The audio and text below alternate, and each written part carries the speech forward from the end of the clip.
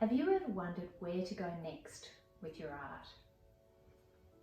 Not sure about what to paint next, what to create next, not sure about the kind of art you should have on your walls. Art is something that is transformative in nature. People are fascinated by art, but it doesn't mean they've applied the same strategic thinking to art that they might with other things. I've been asking people what really resonates with them about art. I ask artists what's their thinking on art in their lives. But today I want to share with you something that I've actually taught for years as a strategy coach in an executive environment, and I've taught it at universities all around the country. And that is how to bring strategy to your art practice. So I'm going to use and introduce you to a strategy text, and that has been considered through history for a couple of thousand years to be the preeminent text on strategy. But I'll show you how it is really appropriate for our purposes in bringing strategy and art together. When I first taught the art of war, and don't be put off by the name is in itself a paradox. The Art of War as a book is all about how never to go to war, because you anticipate the likely outcomes or happenings, and you make sure that you protect what is of value. So when I first went to teach this at an international master's business class, the Chinese students all came up to me afterwards, and I'm thinking, oh, I hope I've done something wrong. And this girl rushed to me and she said, "Thank you."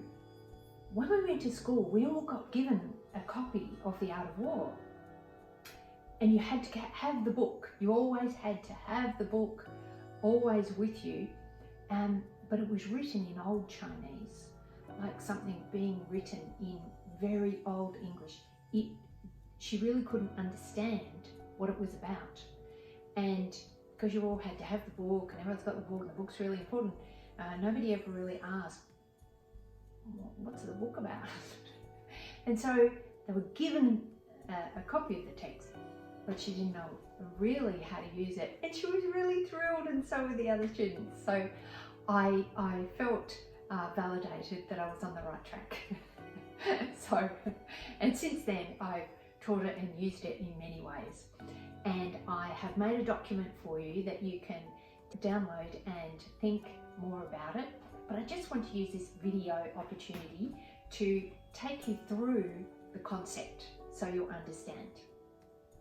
Now, I'm going to ask you to take a deep breath and take a step back and think about your approach to art, and think also, what is it you'd like to achieve? Just have that in your mind. It doesn't have to be solid, but think about that as I go through this explanation. The Art of War is 13 loosely related chapters. The first chapter is the one we're interested in, because this is where the commander sets the strategy. The commander goes up to the top of the hill and looks out and makes assessment based on 5 factors.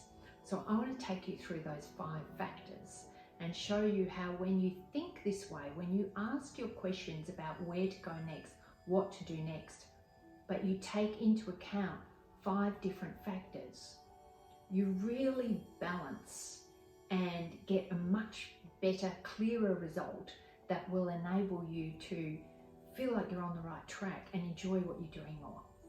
So, 5 factors.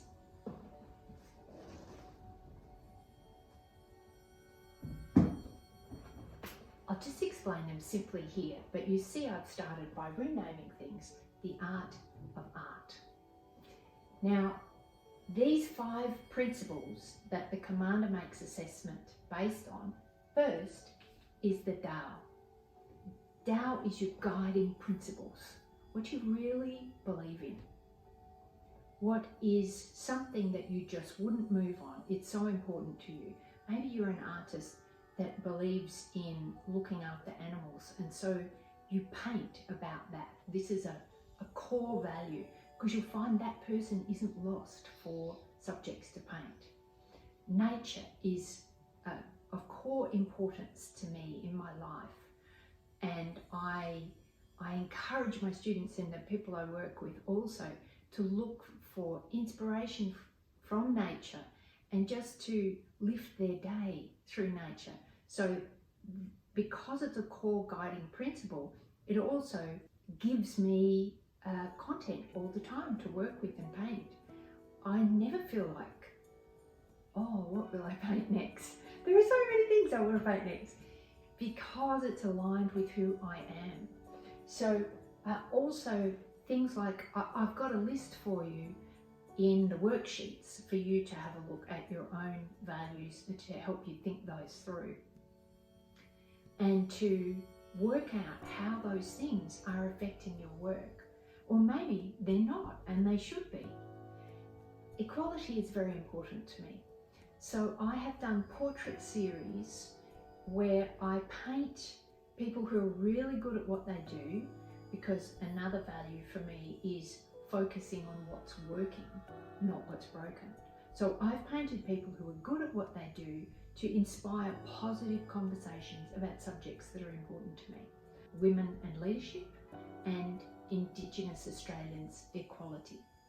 So I paint a whole series of these, and the energy to do these massive projects, and they have been very big projects, and they're really hard at times, just trying to contact all of those people. But because it's a core value to me, it will get me through the project. So understanding that and having front of mind what are the things that are important to me, this is what will feed, like a river, feed your artistic development and growth and path. So being cognizant of what those things are really is so valuable in getting you in the right flow.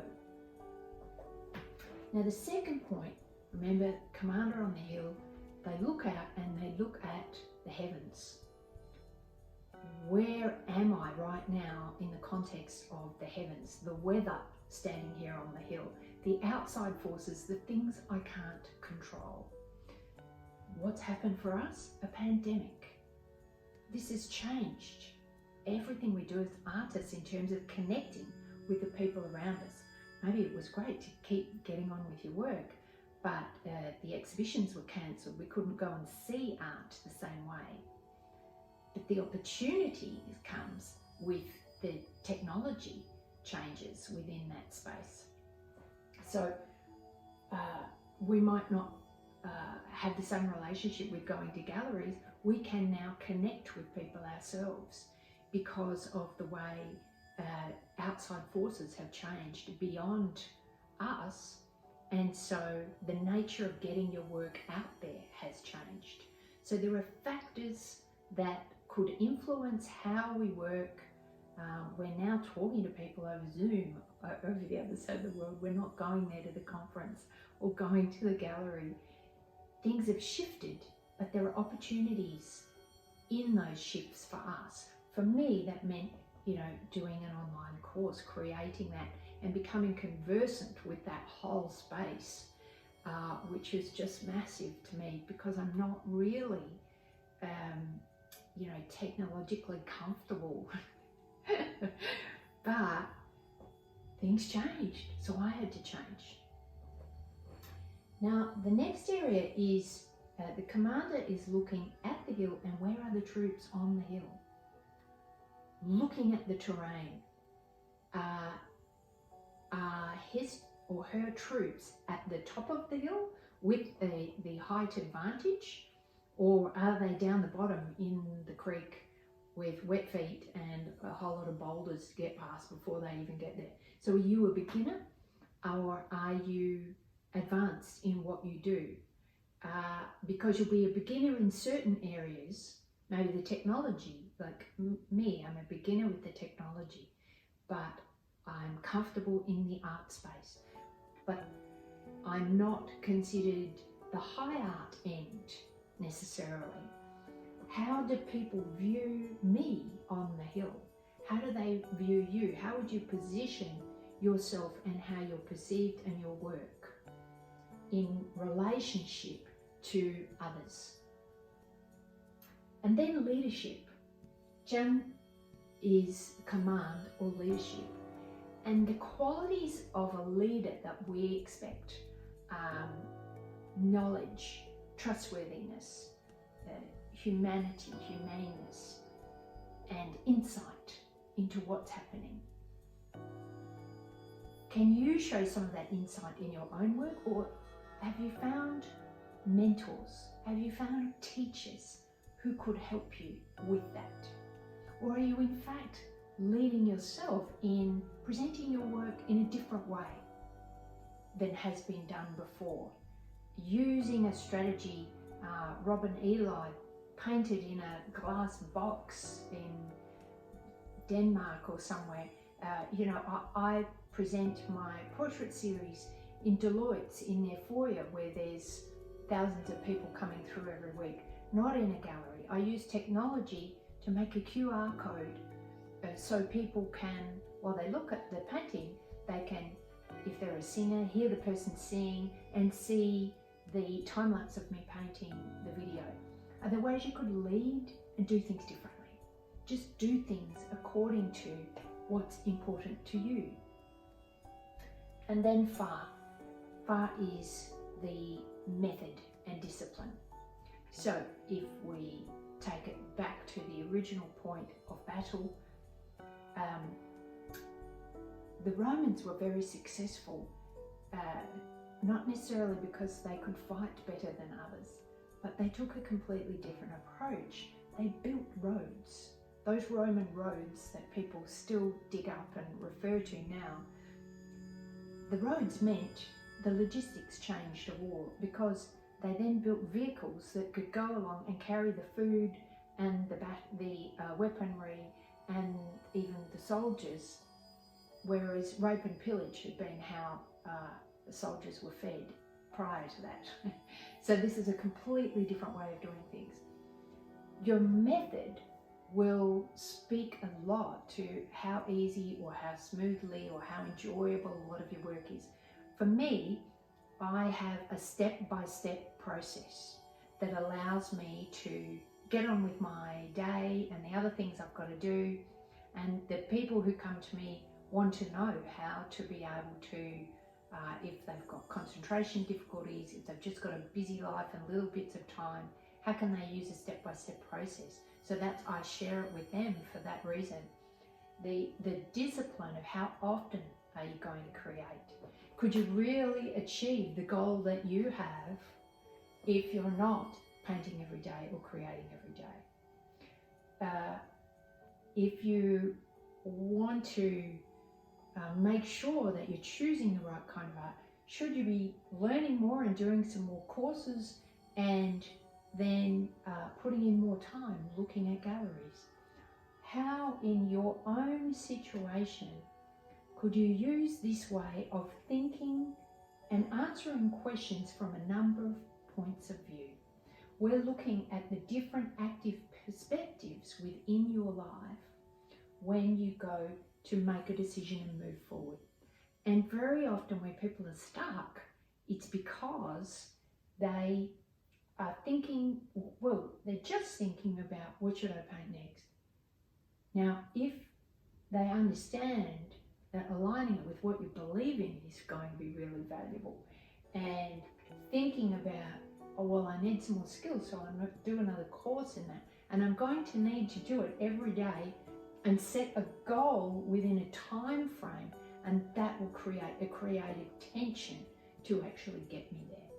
So I hope the art of war and its translation to the art of art is something you'll enjoy thinking about and applying to your own situation to help you move forward in a way that helps you enjoy and engage with what you're doing for you.